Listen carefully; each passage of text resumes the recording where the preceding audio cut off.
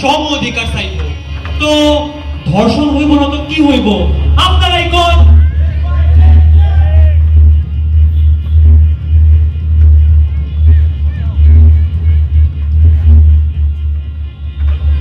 মাইয়াকে জায়গা হইলো ঘরে, অবস্থান দেখাইয়া ঘর থেকে বাইরে হলে ধর্ষণ তো হইবই।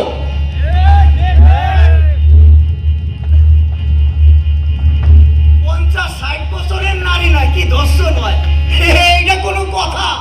এগুলা সব মিডিয়ার কারসাজি, সব মিডিয়ার বানোয়াট, সব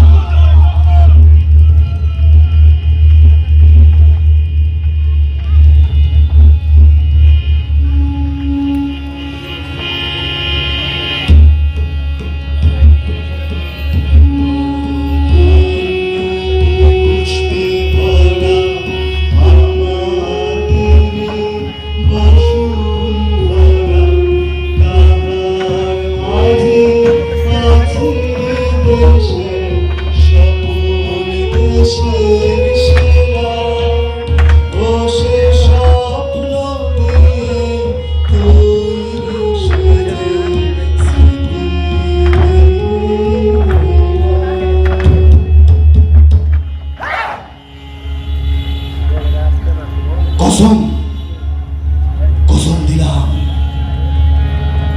কসম সরকার ফলে, কসম ময়না তদন্তে, কসম অমুক নেতা তমুক নেতা, কসম ডিএনএ টেস্টের, কসম জলপাই রঙের, কসম দিলাম।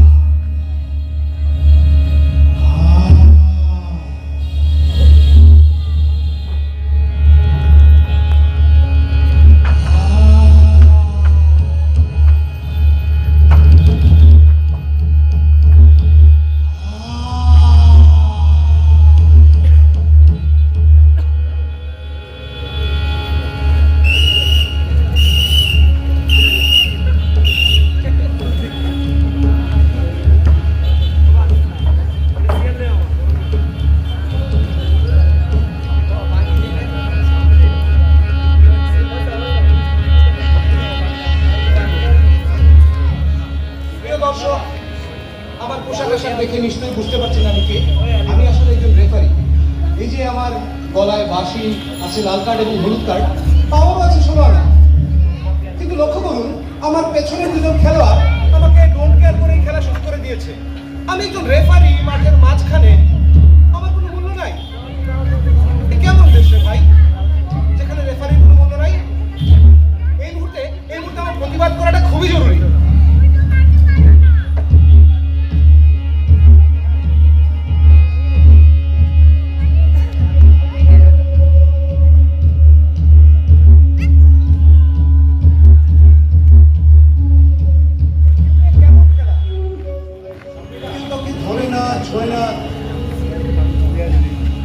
কিন্তু কিছু একটা ধরতে চাই।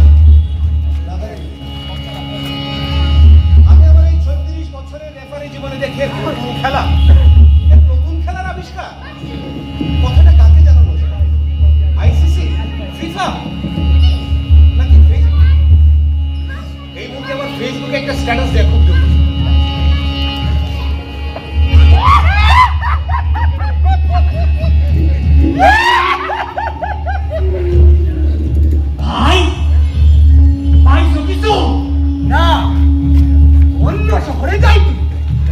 এইখানে মিলবো না।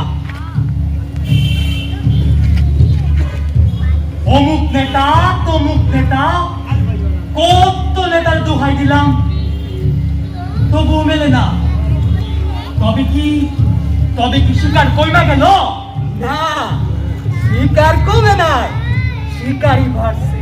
শিকারি স্কুল, কলেজ, মন্দির, মসজিদ, মাদ্রাসা, সব জায়গায় শিকার আর শিকার। আহারে পরাণের শিকার।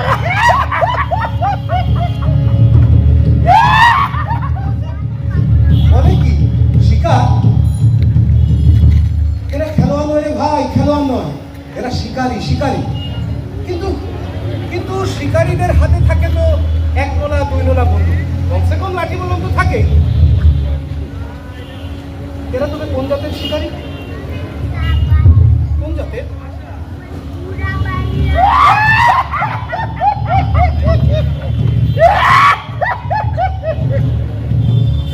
আচ্ছা ভাই, তোমার তোমার কোন জাতের শিকার পছন্দ? ওর ওই কঠিন প্রশ্ন করবে।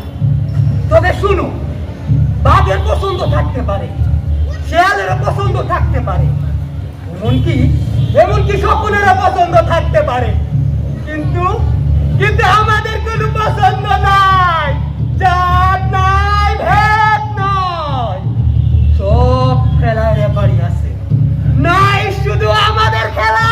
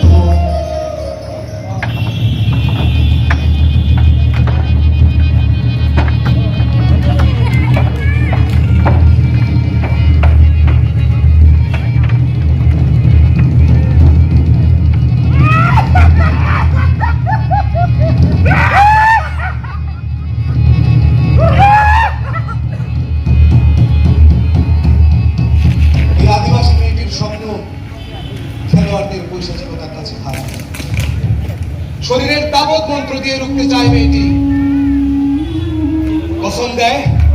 কসম দেয় ভরতনাট্যম, কত্থক নৃত্য, ভৈরবী সহ নানা রাগ রাগিনীর। দীর্ঘ তাণ্ডবের পর জঙ্গলের এক জলধারার পাশে পড়ে থাকে মেয়েটির রক্তাক্ত ক্ষতবিক্ষত লাশ। আমরা এই লাশের বিচার চাই না, আমরা বলবো না আমার বোন মরল কেন, প্রশাসন বিচার চাই।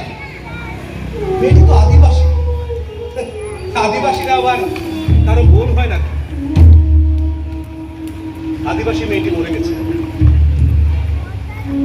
এভাবে মরে গেছে আর অনেকেই, কিন্তু অনেক লম্বা সময় ধরে মরে গেছে আমাদের বিবেক। একটা মৃত পচা মগজ নিয়ে আমরা দিন অতিবাহিত করছি। এটা একটা মৃত বিবেক নিয়ে হাঁটছে এই দেশের 18 কোটি মানুষ, 18 কোটি মানুষ।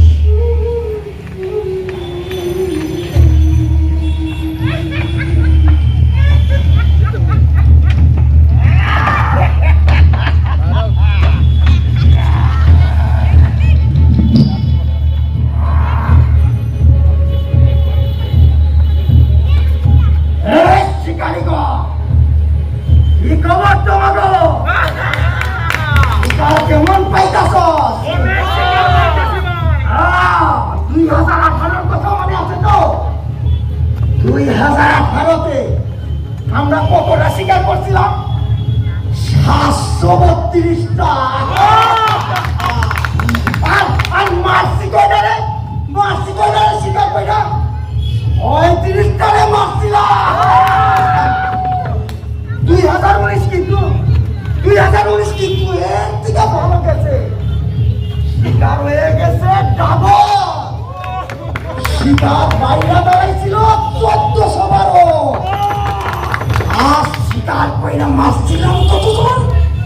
শিকার কইরা মারছিলাম 62 জন। 2020 সাল, 2020 সালটা আমার মনে আছে। 2020 সালে আমরা মারছিলাম কইনা 1600 জন, আর খুন কইরা মাইরা ভালাইছিলাম প্রায় 150 জন। 2021-22 ভালো গেছে, এই 1800 থেকে 1900, এরপরে 2000, 2200 সব পাচ্ছে। কিন্তু শিকারিগণ 2024 তুমি বলে তো ভালো যায় না। 2024-এ শিকার কই না গেছে, শিকার কইমা গেছে। এই শিকার আমগো বাড়াইতে হইব। 2025 সাল সবে শুরু হইবে। 2025 সালে আমগো শিকার বাড়াইতে হইব। আমার একটা প্রস্তাব আছে লিডার। কি প্রস্তাব? দর্শন রে আমাদের দেশের জাতীয় খেলাতে রূপান্তর করা হোক। তোমার প্রস্তাব খানা আমার ভালো লাগছে, তবে এইবার চলো আমরা সবাই শিকারে নাইমা পড়ে। চলো শিকারে নামে।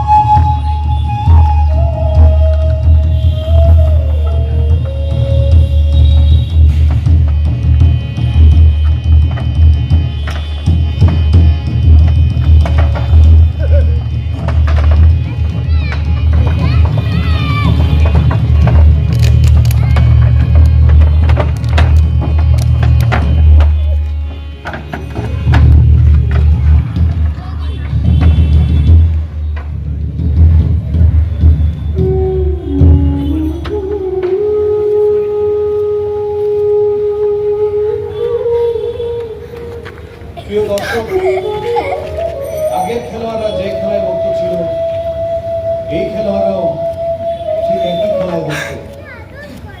একই রকম দেহভঙ্গি, মাংসপিণ্ড ছিঁড়ে ছিঁড়ে খাওয়া। এই রূপ আমাদের অনেক চেনা। আপনারা আমার দিকে তাকিয়ে আছেন কেন?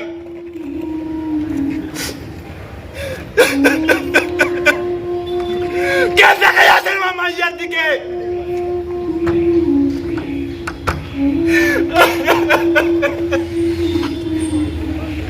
আমার মাইয়ারে বেশ্যা বললেন না, বললেন না সে আজেবাজে পোশাক পরতো, বললেন না।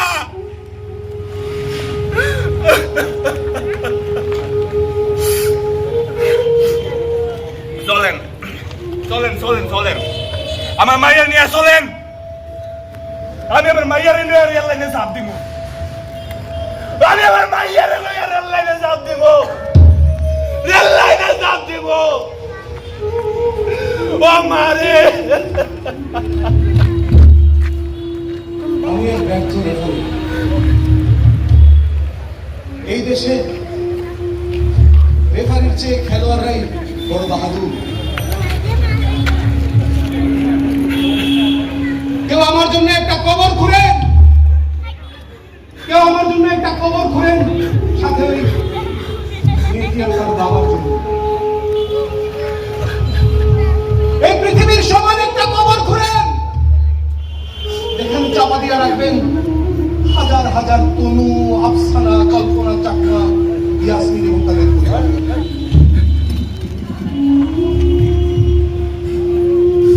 মা, বোন, আমি কাউকে বাঁচাইতে পারি নাই,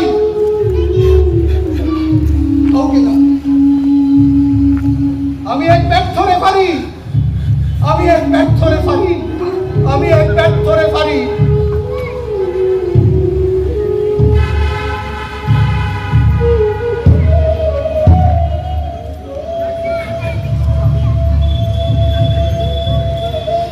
এবারে আপনারা, এই আপনাদেরকে বলছি, এবারে আপনারা আমার মতো রেফারিকে ধাক্কা দিয়ে সরিয়ে দিন। আমার মতো রেফারিকে ধাক্কা দিয়ে সরিয়ে নিজেরা একজন রেফারি হয়ে দাঁড়ান। আর জিজ্ঞেস করুন ওইসব কাপুরুষদের জিজ্ঞেস করুন 3 বছরের শিশুকে, 3 বছরের মেয়েকে কিভাবে র্যাপ করে ওরা, 108 বছরের বৃদ্ধাকে কিভাবে র্যাপ করে ওরা। জিজ্ঞেস করুন জিজ্ঞেস করুন ওই কাপুরুষদের মা ভগ্নী আপন জননী হয়েও কেন শয্যার সঙ্গিনী।